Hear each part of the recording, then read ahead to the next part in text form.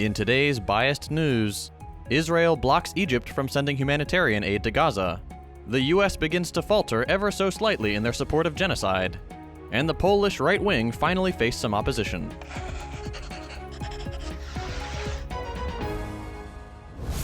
Egyptian President el-Sisi recently hosted US Secretary of State Antony Blinken in Cairo, where they discussed the ongoing crisis in the occupied Palestinian territory. El-Sisi reiterated that Israel's bombardment of the Gaza Strip had exceeded the right to self-defense and amounted to collective punishment.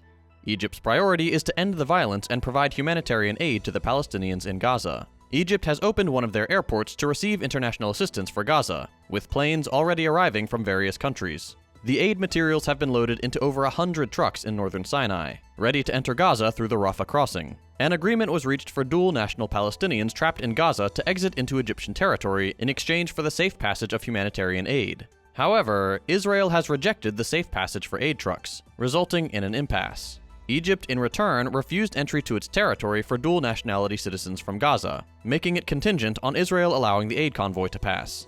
Egypt has seen rallies and conferences in support of Palestine, but is trepidatious about managing border security and is working on repairing infrastructure at the crossing. Egypt's president expressed concern over a significant influx of Palestinian refugees into Sinai, and has emphasized that Egypt's national security is a top priority.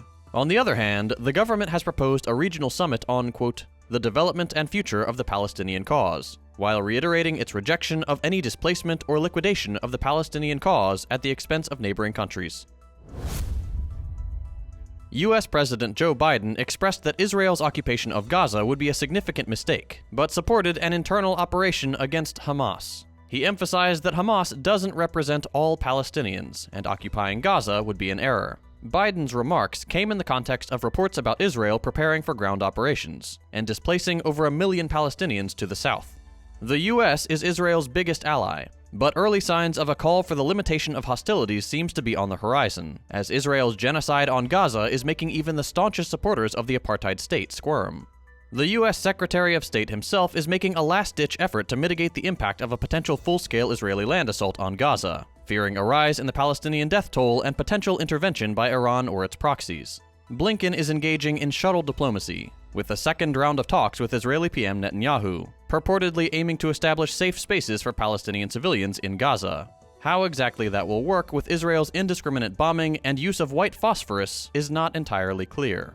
The Palestinian death toll is already unconscionable, and the situation in Gaza is described as a, quote, humanitarian collapse. At time of writing, Gaza officials report that Israel has killed at least 2,670 Palestinians. Exit polls from the Polish parliamentary election suggest that opposition parties may break the 8-year rule of the Law and Justice Party. Although the incumbent party won the most votes, they hold only 200 seats, and their potential coalition partner, the far-right Confederation, is projected to have just 12 seats, which is insufficient for a majority. The opposition is showing signs of forming a majority government. However, final results are pending as votes are still being counted. Poland's National Electoral Commission reported a high turnout for the election, possibly the highest since the fall of the Berlin Wall. The results indicate a shift in public sentiment, with voters expressing concerns about the economy and a desire for change. The Law and Justice Party has been criticized for its disdain for democracy, and its anti-migration policy has led to a controversial referendum alongside the parliamentary vote. The Civic Coalition, composed of several liberal parties, aims to dismantle the incumbent's judicial reforms and improve relations with the EU. Among this group, the Third Way Alliance focuses on simplifying the tax system and supporting small businesses. The New Left Party emphasizes labor law reforms, women's rights, and LGBT rights. The Confederation opposes the government's approach to Ukraine, social benefits for Ukrainian refugees, and prioritizes Poland's military over assisting Kyiv.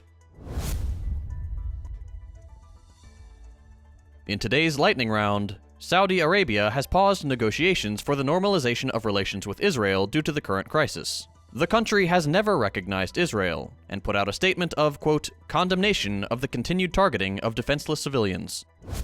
Iran has issued a warning to Israel, saying that an Israeli military ground invasion of Gaza could lead to regional escalation. The Iranian foreign minister expressed concern that if Israeli attacks continue and efforts to halt the violence fail, the situation could escalate, with many other fronts opening up. Auto workers in Canada, represented by Unifor, have ratified a new labor contract with General Motors, preventing the escalation of a strike that briefly occurred last week. The contract was approved with 80% in favor, and provides workers with nearly 20% base wage increases over the contract's duration and improved pension benefits. And finally, oil prices briefly rose above $91 per barrel on Monday as diplomatic efforts to address the Middle East crisis intensified, driven by concerns that the conflict could lead to a broader regional war, potentially impacting global oil supply. And in positive news for the day, research conducted in Sweden has demonstrated that adding the red algae seaweed Asparagopsis to cattle feed can significantly reduce methane emissions from cows, which are a major contributor to greenhouse gas emissions.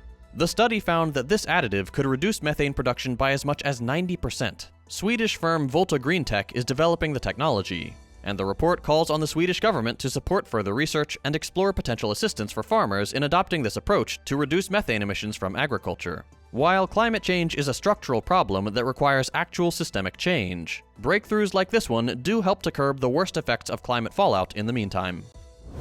That's all for today. We'll be back day after tomorrow with more news. If you'd like to see longer episodes with more in-depth analysis, consider becoming a patron so we can grow and expand.